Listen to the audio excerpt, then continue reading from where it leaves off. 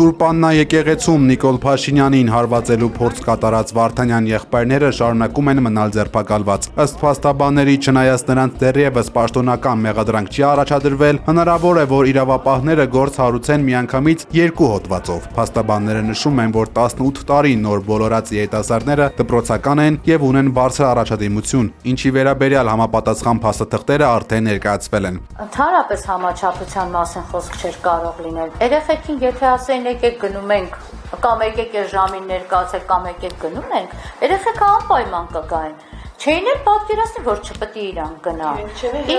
Իրանք չեն էլ հեռացել աղը։ Ի վերջո իրենք տարածքից չեն գնացել, դա միջադեպից, հա,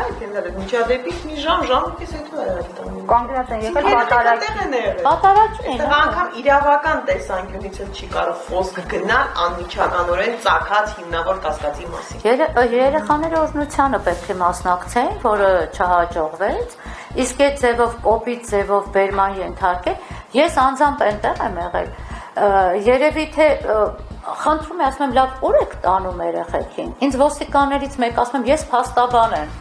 Ուր եք տանում երեխեքին, ինձ ասում է պայմանագիրը ցույց տուր, որ ասեն ուր ենք տանում։ Փաստաբանները նաև նկատել են, որ Նիկոլ Փաշինյանը Սուրբ Աննա եկեղեցում զբաղվում էր քաղաքական քարոզչությամբ, բաժանում իր պատկերացրած Հայաստանի քարտեզի բրոշները։ Հայկական ավանդական աղուհացով, ջերմ ժպիտներով ու բուռն ծափահարություններով են Գավառի բնակիչները դիմավորել Ուժեղ Հայաստան կուսակցության անդամներին։ Սամվել Կարապետյանի գլխավորած քաղաքական ուժի ներկայացուցիչները շրջել են փողոցներով, զրուցել գավառցիների հետ եւ ներկայացրել այն ծրագրային դրույթները, որոնցով պատրաստվում են կերտել Ուժեղ Հայաստան։ Գավառի բնակիչներից մեկը հուզմունքը աչքերին խնդրել է Նարեկ Կարապետյանին ամեն ինչ անել իրական հզոր Հայաստան ունենալու համար։ Այս երկիրը փրկենք այս չարիքի, մեր ժողովրդի համառական աշխարհից հետ բերենք, որպեսզի նորից կերտենք Հայաստան, հզոր Հայաստան, ուժեղ Հայաստան, ապրենք։ Կուսակցության խորհրդի անդամ Նարեկ Կարապետյանը ներկայացրել է երկրում տիրող իրական պատկերը, դա հակադրելով պաշտոնական քարոզչությանը։ Կարապետյանը առանձնահատուկ շեշտել է տնտեսական պոտենցիալի վերականգնման կարևորությունը, որպեսզի մարդիկ հնարավորություն ունենան աշխատել սեփական հողում, այլ ոչ թե գնան արտագնա աշխատանքի։ Նարեկ Կարապետյանի խոսքով Սամվել Կարապետյանի տեխնացությունը բացառիկ հնարավորություն է ունենալու մի առաջնորդ, որը ունի անձնական ֆինանսական շահ եւ առաջնորդվում է բացառապես հայրենասիրությամբ։ Ասում է, որ Կարապետյանը կարող է իր ձայնը տա, օրինակ Ռոբերտ Քոչյանին։ Լսել եք։ Ժողովուրդ ջան, դա ապացույցն է, որ բան չեն կարողանում Կարապետյանի վրա գտնել։ Հիմա ես ձեր մոտ հայտարարում եմ. մեր ուժը ձայնը տալու է Սամվել Կարապետյանին, որպես Հայաստանի վարչապետ։ Ով ձեզ ասի, որ կասկածի, ասեք Նարեկը գրազ է գալիս։ Իչքան ինչ գրազ ուզում են թող ասեն։ Ու գրազը դուք կվերցնեք հաղթելուց հետո։ Մենք իրար հետ պետք է ուժեղ երկիր սարքենք։ Պետք է մեր երկրում մեղվաբուն լինի, աշխատանքը եռա, լուրջ զբաղվենք մեր երկրով, թարգենք էլ թույլ լինելուց։ Մեզ թող չհամոզեն։ Անենք։ Ապրենք։ Գավառցիները վստահ են, որ մեր երկրին պետք է առաջնորդ, ով կհամախմբի ժողովրդին եւ վերջ կդնի ներքինատելությանը, Հայաստանը դարձնելով բարեկեցիկ հզոր պետություն։ Ուժեղ Հայաստան կուսակցության Գավառի գրասենյակի բացումից հետո կուսակցության անդամները գրասենյակի բացմանը ներկա հազարավոր գավառցիների հետ քայլերթով շրջել են Գավառ քաղաքով։ Արևմտյան Ասիայի ամերիկյան համալսարանները թիրախավորելու մասին Իսլամական հեղափոխության պահապանների կորպուսի սպառնալիքից հետո Հայաստանի ամերիկյան համալսարանն այսօր դասերն անցկացնում է հեռավար։ Սա պարզապես նախազգուշական միջոցառում է։ Ցանկանում ենք ընդգծել, որ մեր համալսարանի նկատմամբ որևէ ուղղակի սպառնալիք չի արձանագրվել եւ արկա չեն հիմքեր համալսարանի վտանգի մեջ գտնվելու վերաբերյալ, նշել են բուհից։ Ավելի վաղ Իրանի Իսլամական հեղափոխության պահապանների կորպուսը հայտարարել հայտարարել է, որ Արևմտյան Ասիայի տարածաշրջանում ԱՄՆ-ի եւ Իսրայելի համալսարաններն այսուհետև դիտարկվում են որպես օրինական թիրախներ։ Նման հայտարարության պատճառ են դարձել իրանական բուհերին, այդ թվում Թեհրանի տեխնոլոգիայի ու գիտության եւ Սպահանի տեխնոլոգիայի համալսարաններին Իսրայելի կողմից հասցված հարվածները։ Իսլամական Հանրապետությունից հայտարարել են, որ թիրախավորվելու է 2 համալսարան, իսկ երևույթը հետագայում բացառելու համար ԱՄՆ-ն պետք է կանխի Իրանի գիտահետազոտական կենտրոնի վրա Իսրայելի հարձակումները։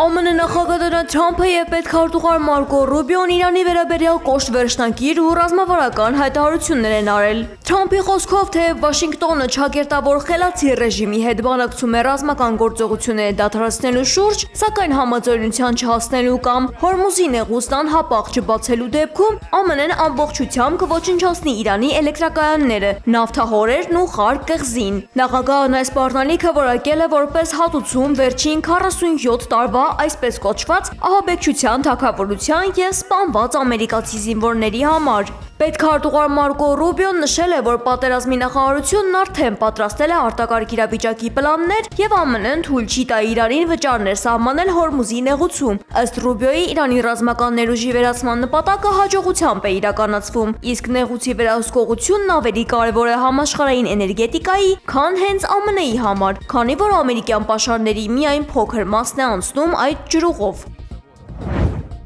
فرماندهی هم داره خوب نیست. Իրանի խորհրդարանը պատրաստվում է ընդունել նոր օրենք, ըստ որի Հորմուզի նեղուցով նավերի անցնելը կդառնա վճարովի։ Ըստ խորհրդարանի ներկայացուցիչ Ալայեդին Բորուջերդի, Թեհրանը լիովին վերահսկում է նեղուցը եւ գանձվող տուրքերն ուղղվելու են անվտանգության ապահովմանն ու նավերին մատուցվող ծառայություններին։ وقتی ناوگان خود آمریکا جرأت نمی‌کنه. Իրանի արտգործնախարար Աբբաս Արաղչիի խոսքով թույլատրվել է անցնել միայն բարեկամ երկրներին, այդ թվում Ռուսաստանին, Չինաստանին եւ Հնդկաստանին։ Լարվածության սրմանը զուգահեռ Նաջաֆում Իրանի հյուպատոսությունը հայտնել է, որ ամերիկյան եւ իսրայելական ուժերը թիրախավորել են Իրանի հյուսիսում Ամոլ քաղաքում գտնվող Կալե կատնամթերքի գործարանը։ Իրանական կողմն այս հարձակումը որակել է որպես հակառակորդի անզորության դրսևորում։